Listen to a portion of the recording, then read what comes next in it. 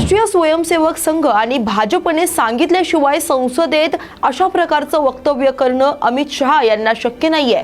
या निमित्तानं भाजपचा खरा चेहरा समोर आलाय अशी टीका उद्धव ठाकरे यांनी केली आहे। ते जे काही बोलले त्यात नवीन काय नाही, त्यांचे तेव्हाचे जे प्लॅन होते ते आत्ताही त्यांना अंमलात आणता आलेले नाहीयेत, हाच त्यांचा जळफळाट आहे। केंद्रीय गृहमंत्री अमित शहांच्या त्या वक्तव्यावर प्रकाश आंबेडकरांचा टोला। मागील 29 महिन्यांपासून रिक्त असलेल्या विधान परिषद सभापतीपदी भाजपचे प्राध्यापक राम शिंदे यांची निवड निश्चित झाली आहे। राज्यपालांच्या निर्देशानुसार निवडणूक कार्यक्रमाची घोषणा करण्यात आली आहे। शरद पवारही मस्साजोगमध्ये जाणार आहेत। बीडला जाऊन संतोष देशमुख यांच्या कुटुंबियांना ते भेटणार आहेत। अजित पवार यांच्या पुतळ्याला जोडे मारू नका, अपशब्द वापरू नका, आपल्या भावना शांततेत व्यक्त करा असं आवाहन छगन भुजबळ यांनी आपल्या समर्थकांना केलंय।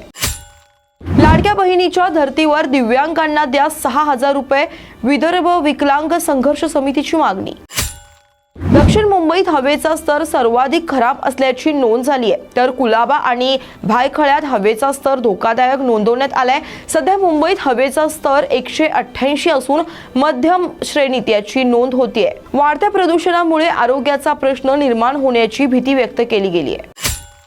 शासकीय वैद्यकीय महाविद्यालय मिरज आणि पद्मभूषण डॉक्टर वसंतदादा पाटील सर्वोपचार रुग्णालयामध्ये सांडपाणी आणि वैद्यकीय कचरा प्रक्रिया यंत्रणा नसल्यानं हरित न्यायालयानं प्रत्येकी 4.62 कोटी असा 9.24 कोटींचा दंड ठोठावलाय। आवक वाढल्यानं लाल कांद्याच्या भावात घसरण झाली, त्यामुळे शेतकरी हवालदिल झालाय। अंधेरीतील वर्सोव्यावरील रोडवर एका पुरुष जातीचं मृत अर्भक सापडल्यानं परिसरात एकच खळबळ उडाली आहे। या प्रकरणी वर्सोवा पोलिसांनी अर्भकाची विल्हेवाट लावून पलायन केल्याप्रकरणी अज्ञात व्यक्तीविरुद्ध गुन्हा दाखल केलाय। मुंबई पुणे द्रुतगती मार्गावर वाहनाच्या धडकेत एका बिबट्याचा मृत्यू झाला। पुणे शहरात 2 ठिकाणी आग लागल्याची घटना घडली आहे। वारजे भागातील एका मंडप साहित्याच्या गोदामाला आग लागली। गोदामातील आग आटोक्यात आणताना अग्निशमन दलाचा एक जवान किरकोळ जखमी झालाय, तसंच कात्रज भागातील एका प्लायवूडच्या गोदामास आग लागली। यावेळी अग्निशमन दल, पुणे महानगर क्षेत्र विकास प्राधिकरणाच्या जवानांनी आग आटोक्यात आणली। बांगलादेशातील अस्थिर परिस्थितीमुळे महाराष्ट्राचे मँचेस्टर म्हणून ओळखल्या जाणाऱ्या इचलकरंजीत गारमेंट्स उद्योजकांकडे तयार कपडे निर्मितीची मागणी दुपटीने वाढली असून राज्यभर हे चित्र सर्वत्र दिसत आहे। सोमनाथ सूर्यवंशी यांची प्रतिकात्मक वेशभूषा धारण करत आत्मभान मूक रॅली काढण्यात आली। यावेळी आंदोलकांनी अर्धनग्न होत प्रतिकात्मक स्वरूपात अंगावर व्रण आणि तोंडाला काळी पट्टी लावून हे आंदोलन केले। त्यांनी हिंदुत्वावर युटर्न घेतलाय। त्यांच्यामध्ये आम्ही राहू शकत नाही, आमचे विचार मिळत नाहीत, म्हणून आम्ही महाविकास आघाडीतून बाहेर पडलो अशी प्रतिक्रिया यावेळी आमदार रईस शेख यांनी दिली आहे। बॉम्बची खोटी माहिती दिल्यास आता 1 कोटी रुपयांपर्यंतचा दंड आकारण्यात येणार आहे। विमान कंपन्यांना मिळणाऱ्या धमक्यानंतर केंद्राचा मोठा निर्णय। अजित पवारांविरोधात जोडे मारो आंदोलनामुळे राष्ट्रवादी नेते आक्रमक झालेत। राष्ट्रवादी अजित पवार गटाचे शहराध्यक्ष दीपक मानकर यांचा ओबीसी कार्यकर्त्यांना इशारा। राष्ट्रवादी काँग्रेसनं आता जशास तसं उत्तर देण्याचा तयारीत असल्याचं ते यावेळी म्हणाले। मुंबईत 9 वर्षांच्या मुलीच्या विनयभंगाप्रकरणी 55 वर्षांच्या कामगाराला मालवणी पोलिसांनी अटक केली आहे। त्याच्या विरुद्ध विनयभंगासह पॉक्सो कलमाअंतर्गत गुन्हा दाखल करण्यात आलाय।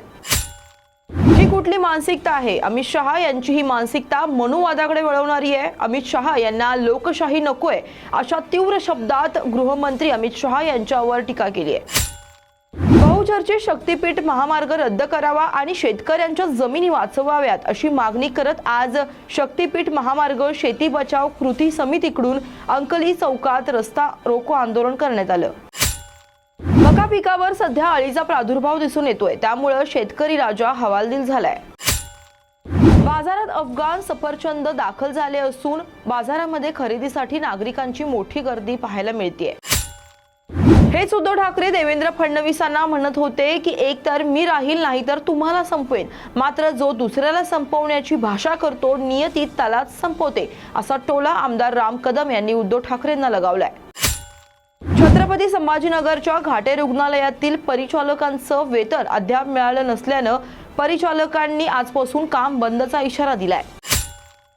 पंढरपुरातील चंद्रभागेवर धुक्यांची चादर सध्या पसरली आहे। संपूर्ण चंद्रभागा नदीत धुक्याने हरवली आहे। बजाज फायनान्स या नामांकित कंपनीच्या नावाने नागरिकांची ऑनलाईन फसवणूक करणाऱ्या 2 आरोपींना मानपाडा पोलिसांनी अटक केली आहे। साहित्य अकादमीनं 20 भाषांमध्ये वार्षिक साहित्य अकादमी पुरस्काराची घोषणा केली आहे। यात मराठी ज्येष्ठ समीक्षक सुधीर रसाळ यांना पुरस्कार जाहीर झालाय। वकील गुणरत्न सदावर्ते यांच्या विरोधात मराठा समाज पुन्हा आक्रमक झालाय। गुणरत्न सदावर्ते हे तुळजाभवानीच्या दर्शनासाठी जात असताना मराठा कार्यकर्त्यांनी बुक्का फेकत त्यांना अडवण्याचा प्रयत्न केला। धाराशिव मधील तुळजाभवानी मंदिराच्या आवारात ही घटना घडली आहे। बंदी असलेल्या 375 किलो कॅरी बॅग जप्त, नंदुरबार पालिकेची मोठी कारवाई। पिंपरी चिंचवड मधील घरफोडी, संशयित महिला ताब्यात, 1 तोळे दागिने हस्तगत। गेट ऑफ इंडिया जवळ एक प्रवासी बोट उलटली आहे। बोटीवर असलेल्या प्रवाशांची सुटका करण्यात आल्याची सूत्रांची माहिती। लेट रब्बी कांदा उत्पादकांनी पिकांची कशी काळजी घ्यायची, राष्ट्रीय बागवानी अनुसंधान केंद्राकडून मार्गदर्शन। परभणी येथील घटनेच्या निषेधार्थ रिसॉर्ट शहरात कडकडीत बंद, आंबेडकरी संघटनांकडून तहसीलदार यांना या घटनेच्या निषेधार्थ निवेदन देण्यात आले। पुण्यामध्ये सावत्र वडिलांच्या त्रासाला कंटाळून तरुणानं गळफास घेऊन आत्महत्या केल्याची घटना समोर आली आहे। मुलाला आत्महत्येस प्रवृत्त केल्याच्या आरोपावरून वडिलांविरोधात कोंढवा पोलिसांनी गुन्हा दाखल केलाय।